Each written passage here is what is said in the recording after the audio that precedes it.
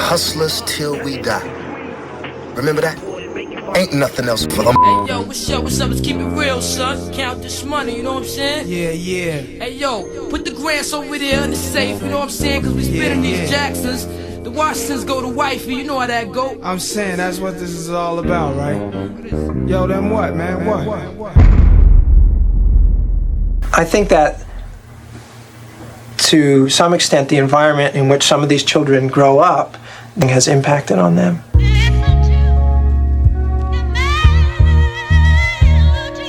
If I have to and I can't get no job, I might sell dogs for a while and pay them, make a good 10 grand, pay the money in the bank, good to pay the rent for a while. If I have to sell dogs to survive, I'm gonna have to do it.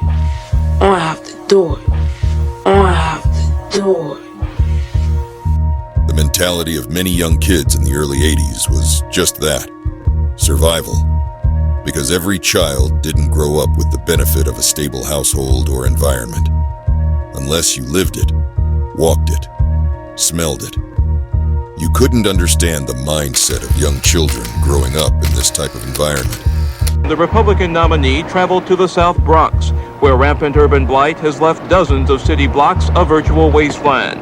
In a shouting match with residents, many of whom demanded jobs, Reagan replied, "I can't do a damn thing for you if I don't get elected." The school district has been asked to cut about $118 million over the last 5 years, and now they could be asked to cut another $60 million for this upcoming school year. These kids are getting shortchanged.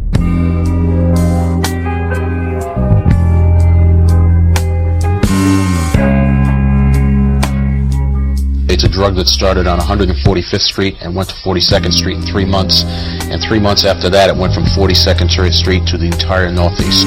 Now has spread to almost every American city. There is growing evidence that the nation's epidemic is taking a new and dangerous turn. We will see large numbers of poor people, and specifically blacks, going to jail and to prison, and they will not have a chance. At first, we saw it in the African American Latinx communities. Then, we're like, oh my God, there's an epidemic. The politicians weren't talking about it. The media wasn't talking about it. From the 1980s, where the crack epidemic hits the city, hits the country, but hits New York specifically, hits every neighborhood in their own special way. It hits Harlem, and people have to adapt to it.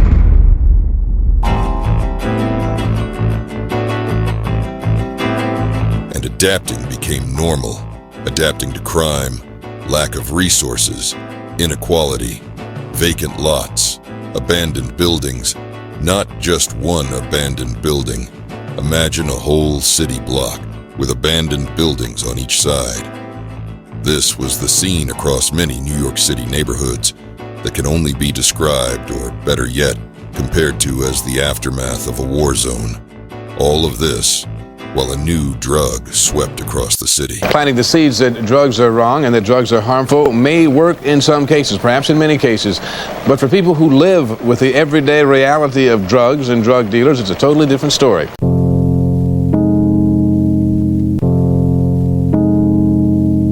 People were forced to do things that were not of their best interest, specifically sell drugs. They wish they didn't have to do, but at that time they felt they were literally forced. They couldn't go to school because they didn't have clean clothes. They were hungry at nights going to sleep. And that's something very hard to deal with and understand. The choice became clear for many young kids as early as 13 years of age. Starve or find a way to feed yourself and your family. Imagine that mindset in this type of environment. So the choice for many was to become a street pharmacist.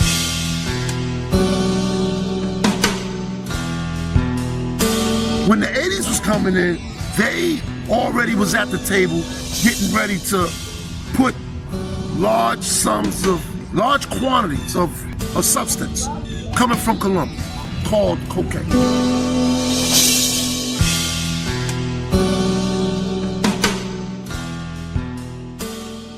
Things really got hot when Scarface came to town. It's like niggas love seeing a poor ass and just blow up to be the man.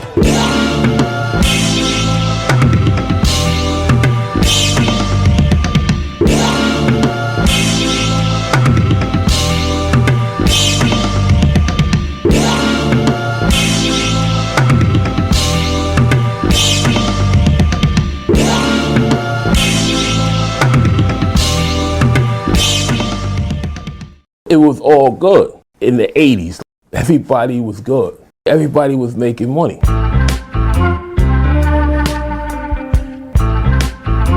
That particular substance paid all our bills, paid all the government's bills, paid for whatever deficits that was.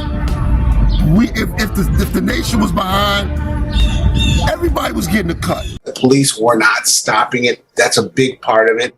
Some dirty cops took money from drug dealers, or they took drug money themselves. These cops was crooked. If you look up the Dirty 30, these dudes is worse than stick-up kids. They were going around robbing niggas, and if they know you got money, they on you. I got so crazy at one point, the officer who was close to me approached me one day and asked me if I wanted to get involved. He told me that they were stealing kilos and selling them back to the drug dealers for $10,000 a key. What would you steal? Money and drugs and guns, whatever was it. Whatever was it. Whatever was it. It came a time where the only way that we could have been fed was through the drug game.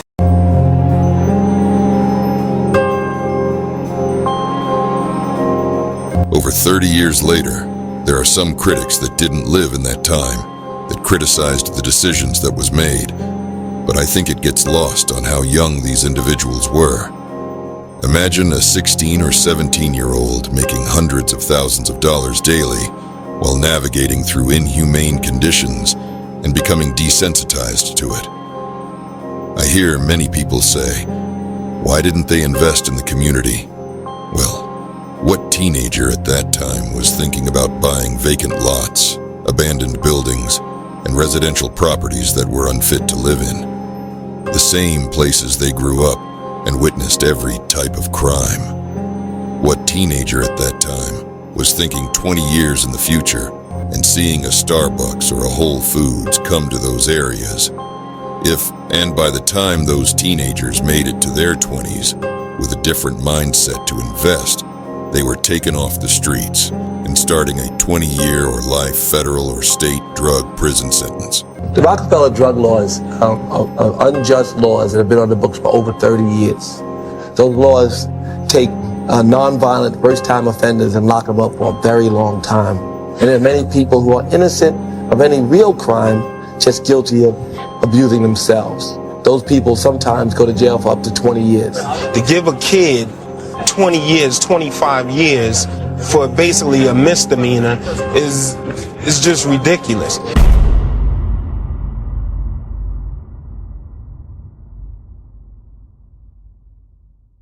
I was tired of the world thinking that the people in our neighborhoods do crimes out of enjoyment. These niggas ain't animals. They do what they do out of lack of resources, and if they had the opportunity to do anything else, bro, they would.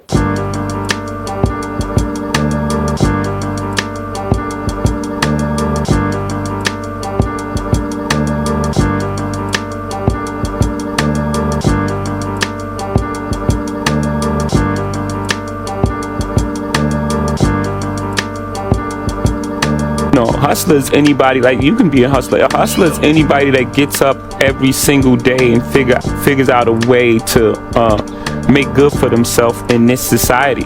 Hustler is anybody who has the drive to make something happen for himself. It so happened for us being in the street, hustler meant that we had to find a different way because there were no jobs available. You know, the school system was shot. You know, so we had to hustle to find a different way to make means for ourselves. Which we call the American hustlers. If you believe, then you too can be a hustler. By any means necessary. Hustlers, Republicans and Democrats. Conservatives, labor, the seller, the buyer, the product, the producer. So you are what you are. Hustlers. Is absorbed and adored by those that don't understand the laws that govern. Hustlers. Allows you to make up your own laws and create brand new works. Hustlers, the mentality, an American way. If you believe it, then you too can be a hustler. Damn, it feels good. Damn, it feels good to be a hustler. how they be like, just down to drug dealers this, drug dealers that. But now you got all the rappers, they acting like they want to be drug dealers, and then you got niggas that's drug dealers that just want to get out the game, and then you got these cats acting like they playing the game. They make it bad for people like us, cause it's like, they make it seem like it's alright to live that life when it's like, but when it comes from us, it's basically we just trying to just let it be known that you can live that life, but this is what can happen if you live that life. So it's up to you, because the ball is in your hand.